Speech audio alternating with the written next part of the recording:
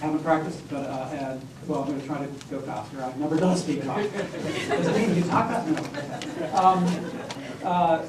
Some of you know that I've been involved with entanglement of large whales primarily for a long time. So I just was recently loaned to the International Whaling Commission to work on some initiatives about the global issue. So I'm going to just cover a little bit of that. We know that we do know now that this is a global problem, the entanglement.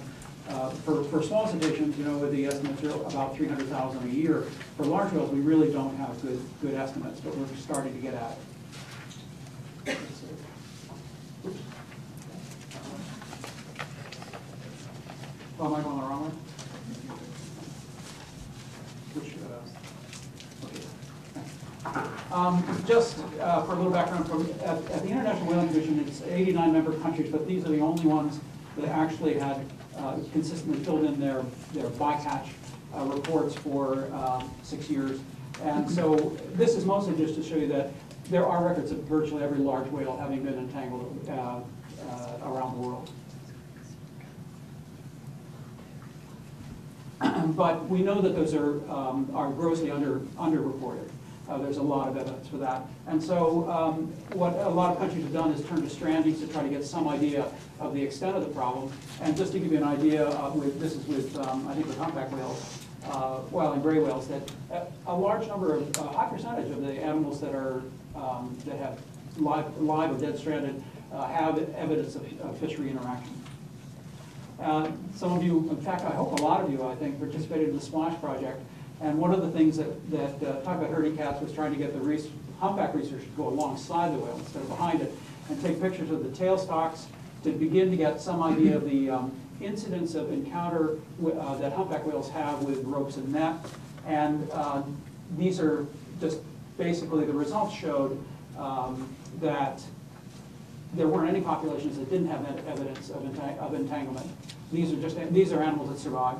But that there weren't any populations that showed evidence of less than 20% of the population having encounters with ropes and nets. So this was the first eye-opener to me. We all thought it was just New England that had the problem, but it's clearly in the Pacific. There's a lot of interaction. This is from some SCAR studies in New England where the SCAR study sort of started.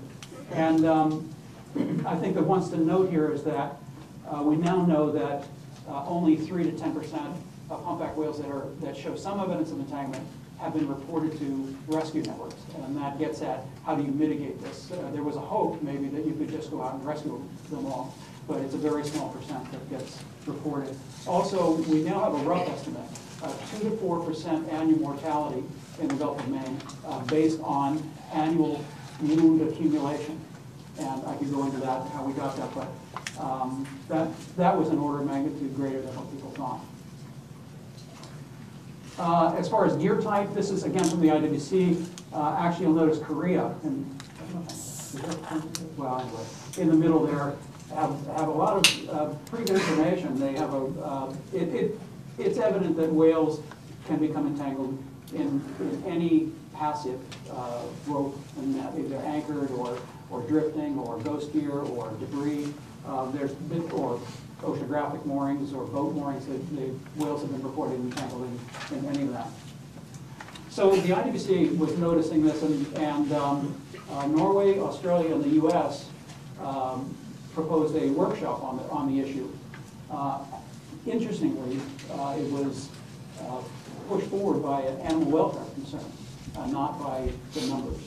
But we held the first meeting of the disentanglers of the world in Maui in 2010, and basically produced a report that then all 89 countries agreed to, which had some pretty strong language about this is usually grossly underreported. It very likely occurs in any country that has whales and passive fishing gear, whether they know it or not. It's likely occurring. It's because it is very cryptic. And so the recommendations were better data, obviously a bunch of scientists, capacity building for countries that thought they might have a problem. How do they figure out if they have a problem? What can they do? And then prevention. It's clear that prevention is the answer to this issue. If you think it's an issue, obviously I do, based on the numbers. If you want to try to prevent or reduce impacts, there seem to be three major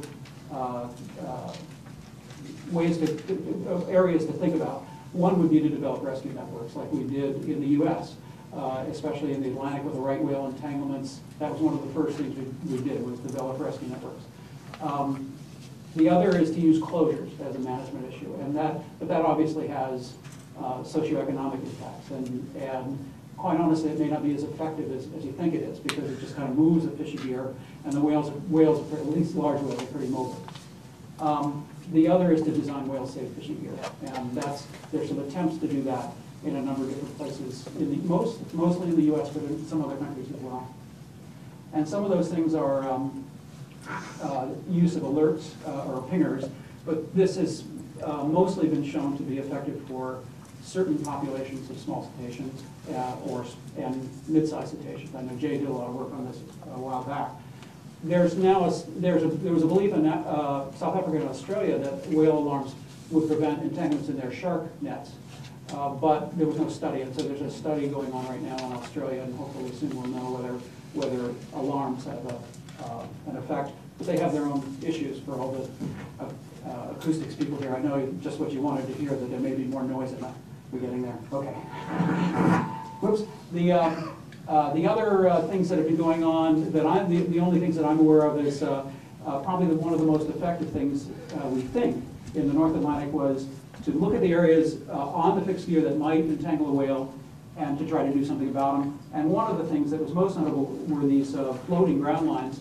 And so in the New England area, they've largely gone to sinking ground lines to remove what they think may be 70% of the rope that was in the water column. So hopefully that reduced entanglement by 70%, although there's no clear evidence that it did yet, but that's the thinking. And finally, we held a second meeting in October to develop the capacity building aspects of the International Whaling Commission's initiative on this. It's an initiative that's been pushed forward, as I said, by Norway, US, and Australia. The US has put some funds into it and loaned me to the IWC to work with countries to help develop approaches to entanglement of large whales. Thank you. We have time for one question while Jay makes his way up here. Okay, yeah.